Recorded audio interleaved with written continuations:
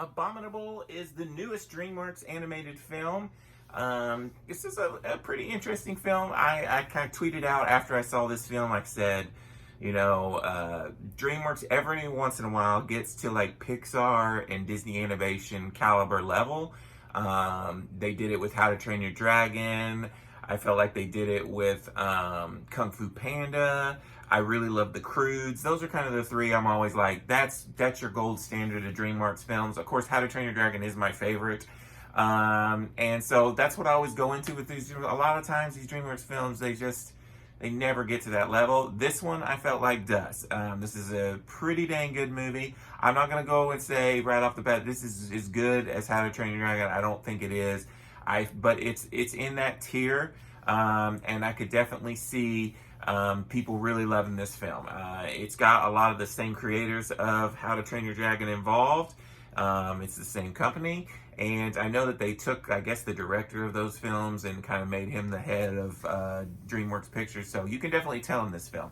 It is a normal boy and his dog kind of storyline here, just like How to Train Your Dragon. So people will really relate to that. You have this Chinese girl. She has had some traumatic things go on in her past.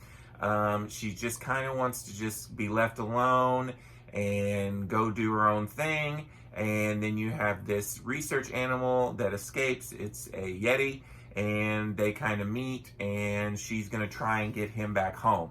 And then you have two people that live in their house, in their building, two of her friends from school, and they kind of tag along with her. The film is stunning. Beautiful, beautiful, beautiful film. It's some of the best animation I've seen. I mean, pretty much all animation anymore is spectacular. But this one, there's a ton of really nice looking scenes that I will definitely probably want to own on Blu-ray just to look at the nice visuals. There's a lot of heart in this film. They can't take things like death in a way that you don't usually see. And there is some good humor here, and there's some interesting characters.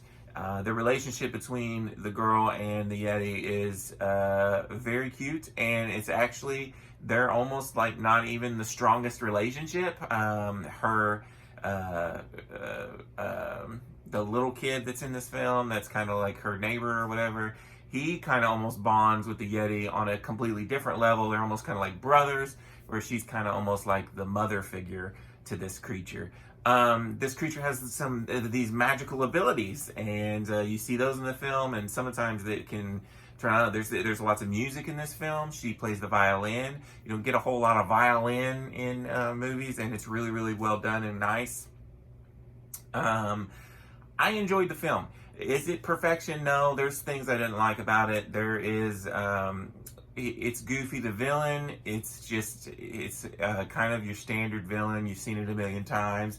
And it does get a little over top in the villain aspect sometimes. There was times during this movie where I just felt like, I don't know, it just felt weird. It didn't feel authentic. I think it's the time period that I don't like, is when you set something in modern day, and then you have these just things going on that just are not very realistic, and sometimes it just gets a little over the top and a little goofy to me. And the villains especially, that happened to me a few times during the film. You know, you get to that Finding Dory level where you got fish driving cars around, and you start to be like, this film's starting to get a little too goofy for me.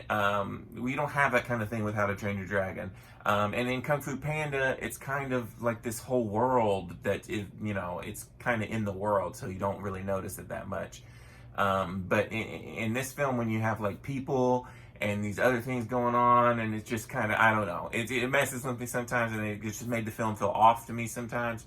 The predictable villain.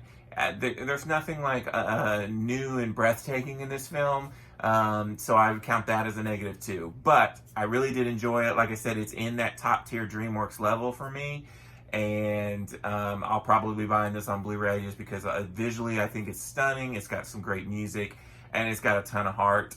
I didn't get overly emotional in this one. I did, get a little emotional in times, but nothing like I had done for like How to Train Your Dragon or something before. So, Abominable, I'm going to give a 4 out of 5. I enjoyed it a lot. We've got a couple more animated movies left this year. Let's see what. To me, How to Train Your Dragon 3, it's going to be hard to beat that film, but we'll see. Until next time, this is Rainy Cage. Peace out.